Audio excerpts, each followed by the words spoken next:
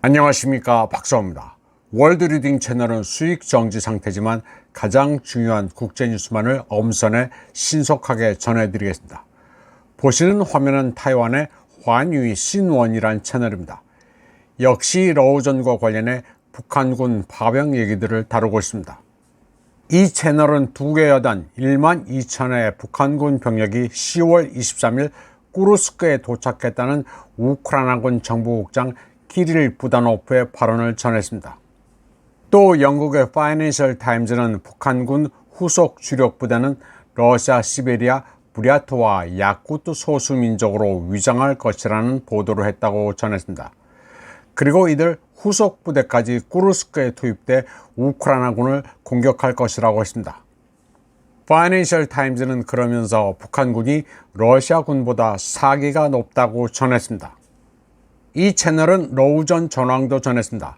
러시아군 공수 제108사단, 제137 공습여단이 류비모프카에 대해 공세를 펼치는 한편 수호이 34 전폭기를 동원해 대형 활공폭탄을 투하하고 있다고 전했습니다. 또 러우 양측 간 공중전이 벌어질 가능성도 언급했습니다.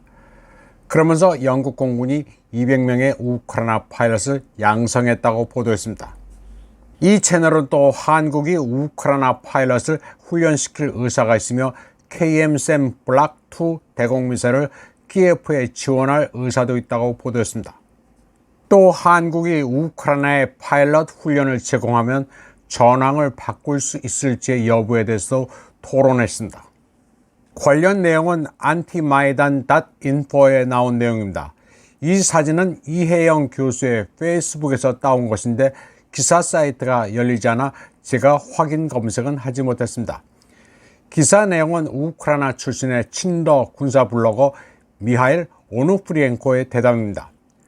오누프리엔코는 러시아 매체 브즈글야드에서도 자주 인용되는 군사 전문가입니다. 이혜영 교수가 페이스북에 올린 기사 내용 일부입니다. 오누프리엔코의 발언들입니다. 지난주 한국공군 제19 비행단 소속 첫 16명의 조종사가 루마니아 미하일 코겔리차누 지역 근처에 위치한 나토 공군기지에 도착했다. 한국은 전투 준비가 가장 잘 되어 있는 비행단의 첫 비행대를 전원 전쟁에 투입한 것으로 보이며 곧바로 전투에 투입할 계획인 듯하다.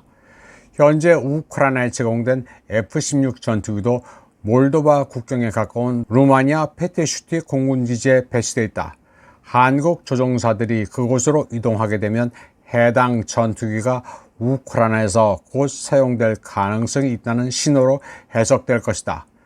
F-16 조종사 외에도 한국의 훈련, 경공격기로 사용되는 T-50 조종사들도 미하일 코겔리차누 지역의 공군기지에 도착했다.